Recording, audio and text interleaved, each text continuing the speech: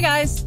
We're doing something a little different with this episode of Talking Industrial Automation because I was invited to be a guest on the Sound of Automation podcast, which is produced by Clayton and McKervey, to talk about the future of work and the upcoming CSIA Executive Conference.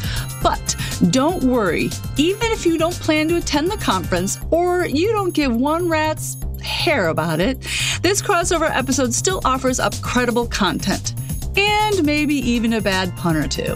I hope you enjoy it. Until next time.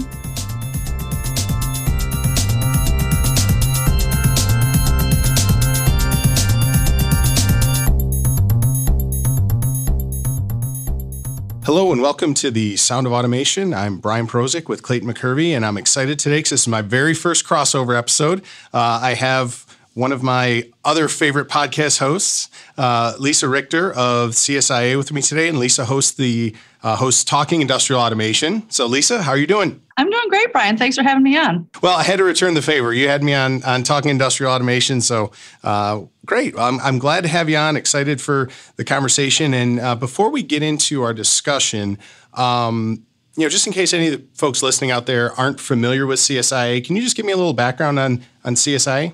Sure. Well, first of all, CSIA is Control System Integrators Association. That's probably a good set point right there, right? Exactly. And it's an association really focused on helping system integrators build better businesses. We know there are organizations out there that they can teach them all the technical stuff, but where we see the opportunity is to help them build their business. They may start out one or two guys in a garage somewhere and they start to scale and they're looking at each other like, do you know how to read a P&L? Do you know what kind of insurance we need? Do you know, how to do sales and marketing? And that's where we come in. We've got a best practices manual and all kinds of other resources to help system integrators build their business. But what's really, really unique about this organization, and I say this as somebody who's been working with associations her whole career, and I'm not going to say how long that is, but, take a good guess. I've never seen one where the members are so willing to help each other. Even if they might be competitors, they are so willing to share their bumps and bruises and be really transparent about what their challenges are and help each other out. I mean, we're going to talk about the conference in a minute, but one of the most popular sessions there is something like lessons from touching a hot stove, where basically system integrators get up on stage and talk about how they messed up. Now, there's always a happy ending. Of course, we always provide the resolution as well, but I just think that's something really unique that people are getting good to get up on stage and share the not so happy stuff. That doesn't happen very often. But I think that's really what makes the association so unique. Exactly. And in my role, I get to work with a lot of different associations. And that's one of the things that's always really impressed me about CSIA is the focus on, there's always some technical elements to it and things like that. But then there's also a real focus on how does the business owner grow their business, improve on their operations, get to that next level? And as you said, there's always those folks who are a little bit further down the road who are happy to help try and pull, some of the younger integrators forward and help them learn from their lessons, the times when they touch the hot stove. So that's fantastic. And you brought up the conference, which is another thing I'm pretty excited for. This will be my first year getting to go to the conference. I was supposed to go 2 years ago, and then we all know what happened from there. But there's still time to register. So let's tell people a little bit about what goes on at the conference, what they could expect in case they haven't registered yet. Sure. Well, as I mentioned, because we are focused on helping system integrators build their businesses, we tend to draw the C-suite. We got the owner, the president, the founder, maybe the CTO, whatever C-suite, right? Yep. Basically the C-suite. And we just get together and learn. We have a lot of networking. This year, we really put an extra emphasis on the networking. We always had networking as part of the program in addition to education. But because people have been apart for these past, I don't know how many years it's been now, it feels like forever. We feel that that's really the need. You can't replicate that in any virtual event. Everybody's tried to replicate it. We've tried doing, mingles virtually on Zoom, and it's not the same. So we really built in a lot of extra networking time during this conference. We're going to go to a baseball game. We've got a speed networking event set up. We've got something new this year because we know that not everybody can bring their whole team, but they may want to give their team some sense of what the conference is like. So we'll be live streaming a couple of events, the town hall and the award ceremony. That's something new that we haven't done before. And we're really feeling the enthusiasm. Our registrations are up year over year from 2019. Our expo sold out, and we opened up more kiosks, and those sold out within hours. So people are pumped, and they are ready to get back to the in-person event. This year's theme is the future of work. I mean, the pandemic has disrupted everything. I mean, it goes without saying that that's happened. So we're really focused on trying to help our system integrators adjust to this brave new world, if you like. And here's where I would like to kind of turn the tables on you a little bit, Bryan, because you talk to a lot of system integrators in your line of work. And I'm wondering what you're seeing. Most businesses saw a lot of change where they performed their business because of the pandemic. How are system integrators adapting their business model as a result? Yeah, and it's interesting to me. I see a lot of conversations about future of work, right? And actually I was at an event last week, and somebody came up to me and was like, well, what does that actually mean? And I'm like, I don't know. But I like what the staff at CSIA did in kind of breaking it down into those three tracks. And I think you're on the where track right now. And that has, for business owners in general, but integrators in particular, the where you do your business, it's opened up a lot of new doors and a lot of new challenges too. Like if you think about it, most integrators, they've got their engineering staff who could do their job from anywhere, and I've heard stories of integrators changing where they're recruiting at. They're no longer recruiting where their office is. They're recruiting nationwide.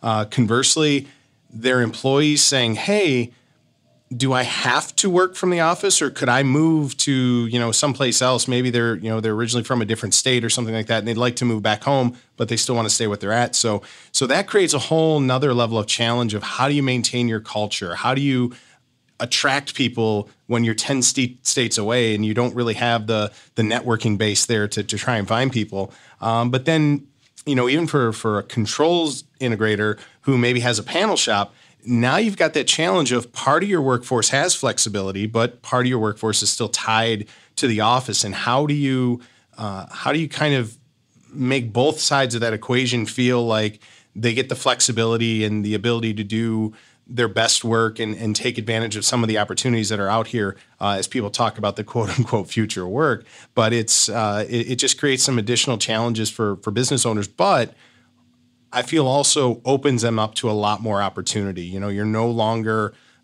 when we talk about the where, you're no longer restricted to that pool of talent in your immediate, half hour radius of your office. And so now you can really branch out and find the best employees for your organization. And then you just need to change some of the ways you do things to get them onboarded and make them feel like they're part of the team. So I know you're a member of the CSIA benchmarking committee, and I'm curious if with that committee, have you done any research on maybe how people feel about going hybrid or back into the office? I think at one point we were a little surprised by it was the younger people that wanted to come into the office. Can you speak a little bit more about that? Yeah, that was one of the I think the Easy Stats surveys that was done, and that was always kind of surprising that you would expect it would be the younger workers who wanted that flexibility and wanted the I think on its face it seemed like that, but then when you really kind of drill down to it and think about it, it's like, well, how else are you going to learn, if you're just sitting in your room by yourself trying to figure this out versus, having that social element where you're meeting peers your age and getting a chance to go out to lunch and dinners and happy hours and things like that. But then also when you look at the type of work that people are doing, as you move up within an organization, your job just tends to lend itself a little bit better to being flexible. And yeah, I can do it from my house, or I can do it on the road while, I'm traveling from one customer site to the next. I can make phone calls and things like that. So that was one of the more surprising. I think initially surprising, but then once you process it, you're like, yeah, that makes total sense. Things that came out of the benchmarking committee's work.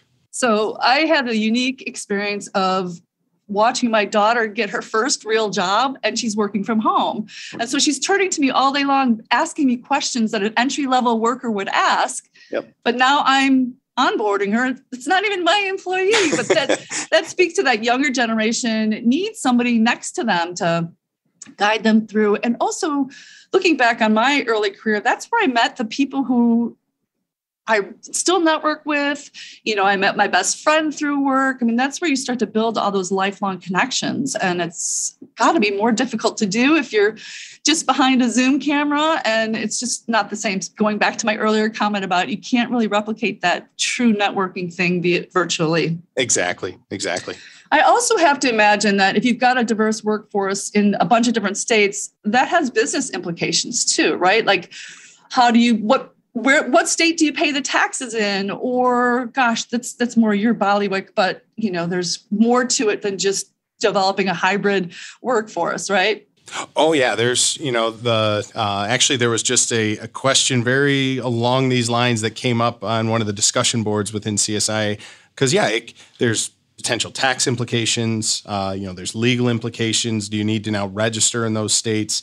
And it's things that business owners, while they should have been thinking about it, it was much easier to say, well, it doesn't apply. We only go into that state once a year to work for one customer, and we're gonna kind of pass on that at this point in time. But it's now, it just requires, and it's interesting. One of the panelists I was on with last week, and I have to apologize to Stephanie because I'm going to butcher her analogy, but there was an author that she had talked about who said, previously, you could build your cultures like a forest, right? Just the trees are there and everything grows and you kind of appreciate it. Whereas now you're more tending a garden, and you have to be very intentional about, the plant you put where and what its purpose it's going to be and how everything goes. And so it really, before you could just kind of say, hey, we're gonna hire 6 engineers and maybe 2 of them won't work out, but the other 4 will be here and they'll grow within the organization. But now you got to be much more intentional about, each and every hire, each and every business decision, because you could have some unintended consequences, whether it be accounting wise, tax wise, whatever it might be. So you just have to really think a lot of those decisions through rather than just kind of taking chances and my gut says we should do this, so that's what we're going to do. So what was this panel, and who is Stephanie? Stephanie Murphy will be at the Executive Conference. She works for a company at Visa that is one of the keynote speakers during the conference, and then she'll be coming along in case there's questions about the content that's covered there. And she'll actually be on a panel that we're hosting later in the conference on, I think it's pretty much related to future of work as well. So what is Advisa? So Advisa is a company that helps with strategic planning, staff development, business development, not business development, but developing your people, helping you develop the strategy to grow your business, and helping you identify areas where, maybe you need to put in a little bit of additional work, or, if you're just one big thing that comes up a lot, right? And I could say this as an engineer, so I'm hope not to offend anyone, but oftentimes what you find, and I've seen this in engineering, I've seen it in accounting, the skills that make you a great entry-level engineer or an entry-level accountant are not the same skills you're going to need as you grow through your business. So as we're talking with business owners, and succession planning or exit planning is a big topic of conversation right now, a lot of the business owners are saying, well, I have these 2 or 3 really good engineers that I would like to, bring up into management and potentially make them, part owners, et cetera. Well, there's probably a lot of skills that they didn't focus on in their graduate or their undergraduate programs that they're going to need to develop to be successful. So better to identify that now, work on building out those skills. So when it's time for them to start making management decisions and doing those things, they're not being thrown into the fire and they've had a chance to kind of prepare for what they're going to do. All right, switching gears a little bit, let's talk about another big topic of conversation during the pandemic, which is using automation to make supply chains and industries more resilient. How are system integrators preparing to take advantage of this tremendous opportunity? Yeah, that, I think we heard a lot about that, as toilet paper started running out on shelves, and, there were huge delays and backlogs to get products from companies manufacturing them.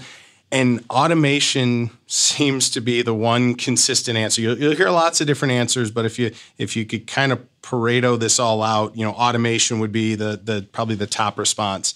And so for an integrator, that's a great opportunity, right? You know that you're going to have a lot of people, and we heard this through the pandemic of companies' backlogs growing because the buyers of automation wanted to be in line so that they could get their project done when it was done, not wait 6 months and then have to go to the back of the line. So that's great from an opportunity standpoint or a sales pipeline standpoint. But now that creates a whole slew of other problems. Most integrators are already, they're recruiting and hiring, trying to find more people because they're running probably below where they may want to be necessarily in terms of headcount. So not only do you need to fill the roles you have open, but you know that work could potentially create more roles. So you've got human resource implications. You've got cash management implications, right? If you've got to go out and buy a piece of equipment at the outset of your job, but you're not getting paid until later, you've got to be able to make sure you're watching your cash flow. And at least everything we're hearing, there's not going to be more money coming out of the government anytime soon, at least for businesses. So just managing your day-to-day business changes a little bit. Those opportunities are great to have there, but you got to make sure you put yourself in a position to actually be able to take advantage of them when they come in. So that'll be another great track within the executive conferences, just hearing how other integrators are positioning themselves and setting themselves up to be able to take advantage. A conversation about the future of work would not be complete without discussing the impact on people. How are system integrators adjusting their approaches to attracting, recruiting, and retaining talent? Yep, and this will be a great question for Stephanie. So I will hopefully she'll be able to fill people in more, but I'll try and just hit the high points. But a lot of what I talked about earlier of the kind of building the garden approach, making sure that you've got the right people in the right roles, and maybe some of those roles need to change. I was talking with a gentleman from the Smart Automation Certification Alliance. They put together kind of credentialing programs for robotics and other aspects of automation.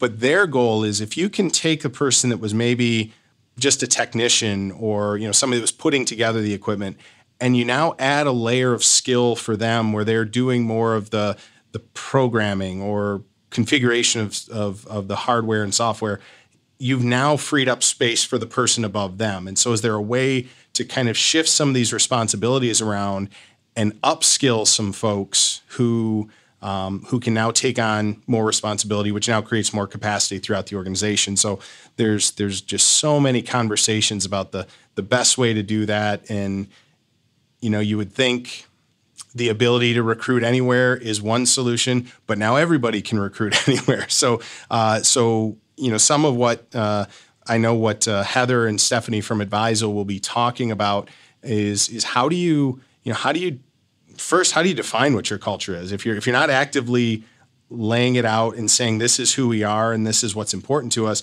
you're going to develop a culture whether you're intentional about it or not. So how do we help define a culture, identify who we are, and therefore who do we want to try and recruit into our organization that's going to align with those values and kind of think the same way?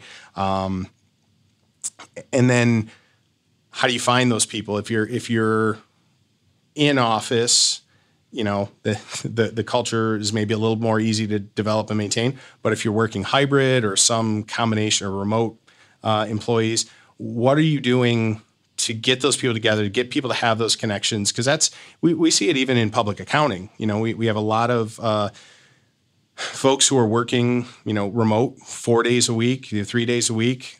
We even have a couple employees we've hired who aren't based in Michigan, where our office is. Well, for that employee, if they're working for me or they're working for somebody else, their day doesn't change. They still go into the same home office. They're working on, taxes or whatever it might be. So how do we develop that hook and that culture that makes them want to stay in spite of the fact that, their day-to-day may not look any different regardless of where they go? So this is such a huge topic. There's so many different avenues you could take it down, angles you could take it.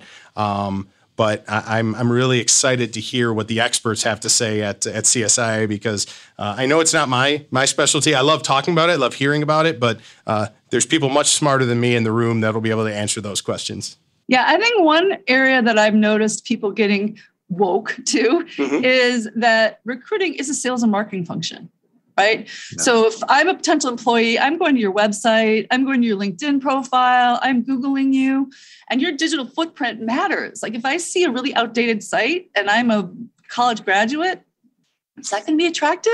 Yep. Probably not. So I also have seen people get really creative. I saw somebody told me they saw a billboard in Milwaukee looking for system integrators. Like people are starting to get really creative. Yep.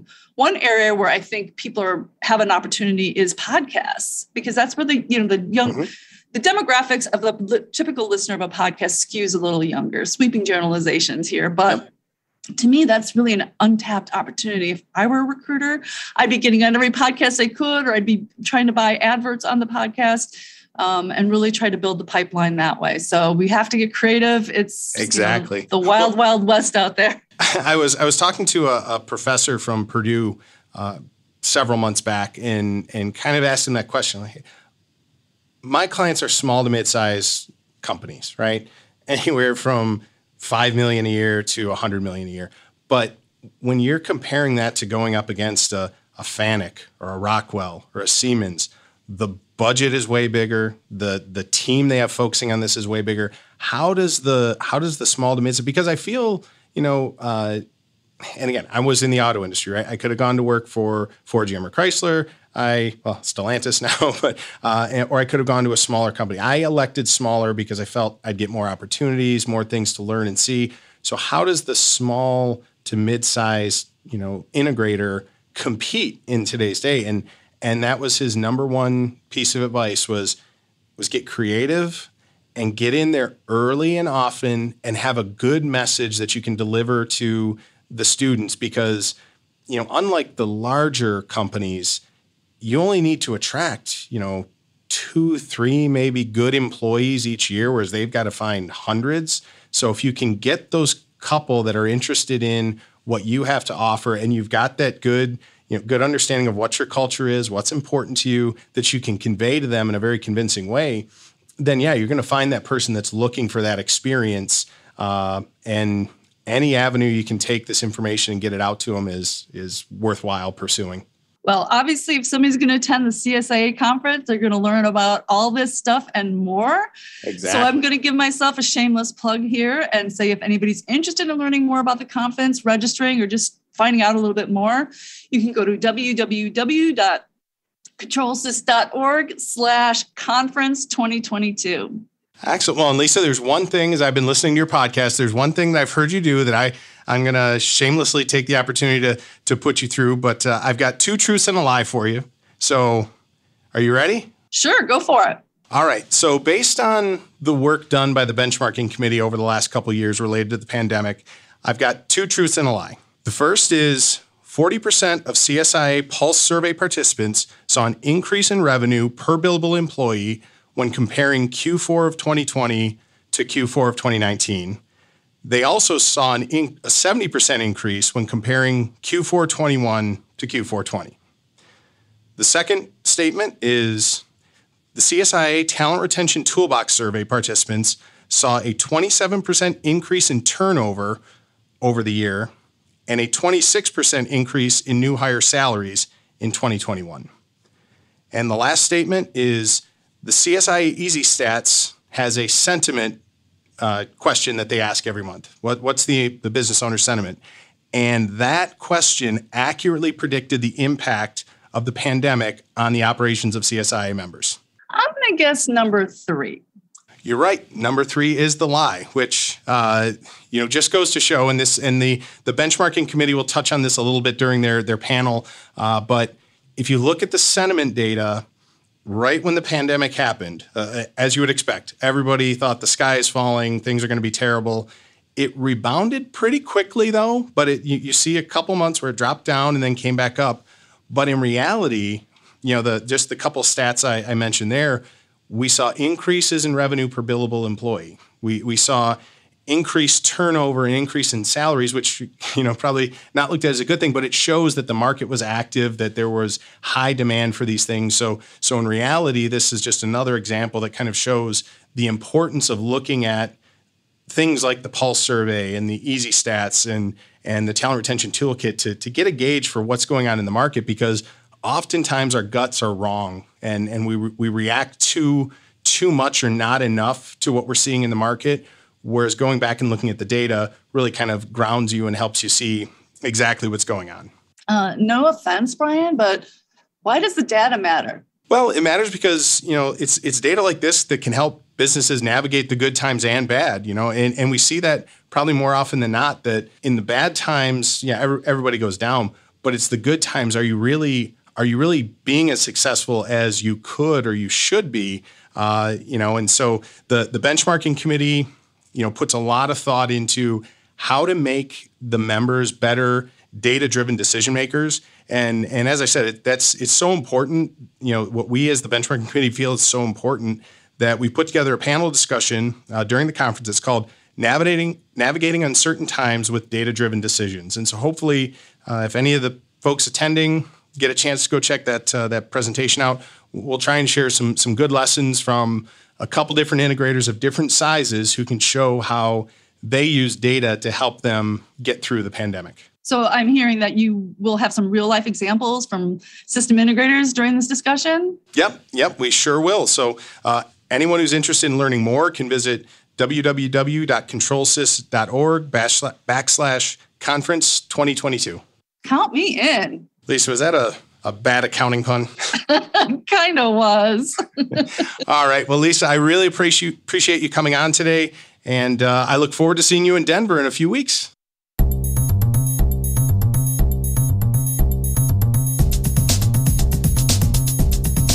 If you enjoyed this podcast, please subscribe in Apple Podcasts, Stitcher, Google Podcasts, or wherever you listen to podcasts. You can also help others find us by leaving a 5-star review and sharing your favorite episodes with colleagues. Thanks for listening to the Talking Industrial Automation podcast. Thanks also to bensound.com and Wistia for the music bumpers. Until next time.